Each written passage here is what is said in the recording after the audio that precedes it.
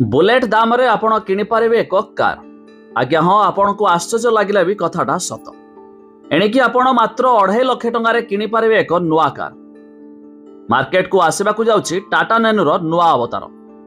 आपण माने पूर्वरु देखिथिबे टाटा नैनो थिला बहुत बड़ पॉपुलर कार, जाकि सबुठारु कम पैसा रे मिलुथबा आपण जानिथिबे। मात्र 1,20,000 टंका रे मिलुथिला।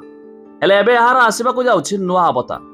तबे टाटा कंपनी खूब शीघ्र भारतीय बजार रे प्रवेश करने को जाउछि तार टाटा नैनो रो नुआ अवतार, जहाँकि मात्र 2.5 लाख टंका रे आपण किनी पारिबे एई कार को। तबे एई कार रे आपण को नुआ टेक्नोलॉजी हिसाब रे जो समस्त फीचर रहिबा कथा समस्त फीचर मध्य आपण को मिलि जिवो।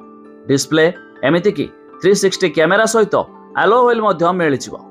तबे टाटा नैनो आसीबा को जाउछि सबुठारु कंपैक्ट एसयूवी भाव रे जणा पड़िबो। तबे खूब शीघ्र मध्य आपण भी एई कार को भी किनी पारिबे एक बुलेट दाम रे, अर्थात 2.5 लाख टंका स्टार्ट हेबो एई मध्य टाटा नैनो कार। तबे मिलुथिबा सूचना मुताबक 2026 सुधा भारतीय बजार रे प्रवेश करबाक जाउछि टाटार ए टाटा नैनो कार, जाकि सबुठारु कम बजेट रे मध्य साधारण जनता मध्य नै पारिबे कार को। तबे बजेट फ्रेंडली हेबो एही कार, जाकि बुलेट दाम रे आपण भी नै पारिबे एक कार को। तबे पूर्वरु टाटा नैनो जेमिति थिला सबुठारु कम पैसा रे एक छोटिया कार समस्त मध्य घरे घरे किनि पारुथुले, ठीक सेमिति टाटा नैनो आसिबो नुआ अवतार, जहाँकि समस्त को आश्चर्य कला भली फीचर मध्य देखा मिलिबो मात्र 2.5 लाख बजेट रे।